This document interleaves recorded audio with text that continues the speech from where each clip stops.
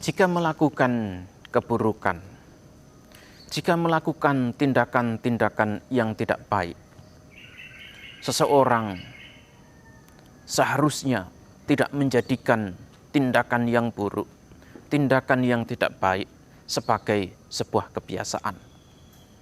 Demikian pula, seharusnya seseorang tidak bersukacita untuk melakukan tindakan-tindakan kejahatan, tindakan-tindakan yang tidak baik. Dari manakah awalnya tindakan-tindakan yang tidak baik itu dimulai? Sebenarnya kebiasaan-kebiasaan yang tidak baik itu dimulai dari diri sendiri. Dimulai dari dalam diri kita sendiri. Karena kita terbiasa melakukan kejahatan pada diri sendiri, melakukan tindakan-tindakan yang tidak baik terhadap diri sendiri. Kemudian ketika kita merasa bahwa kejahatan terhadap diri sendiri itu pun tidak memuaskan, kita mencari pelampiasannya di luar. Kita mencari orang lain untuk disiksa. Diri sendiri tidak cukup, kemudian kita mencari orang lain yang jumlahnya jauh lebih banyak untuk bisa disiksa, untuk bisa disakiti, untuk bisa dinikmati penderitaannya. Kebiasaan kita untuk terus menyiksa diri karena kita semuanya selalu senang untuk menderita. Kita selalu senang untuk hidup dalam penderitaan. Nah, oleh karena itulah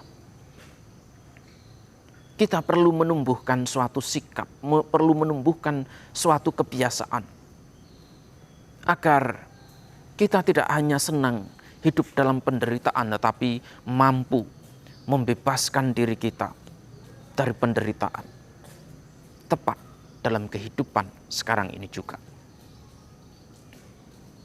Ketika kita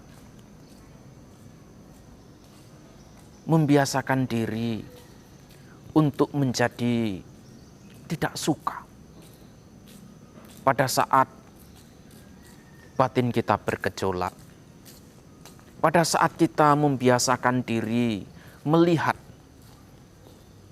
batin kita yang buruk, kemudian kita protes, kemudian kita komplain, kemudian kita hakimi diri kita sendiri. Ini adalah bagaimana kita itu melakukan kejahatan, melakukan keburukan, dan kita senang untuk menghakimi diri sendiri. Kita senang untuk menyakiti diri sendiri. Karena kita telah salah, kita hukum diri kita. Karena kita telah melakukan kejahatan, kemudian kita kritisi diri kita sendiri. Ambillah contoh. 10 tahun yang silam, kita melakukan sebuah kejahatan. 10 tahun yang silam, kita melakukan keburukan.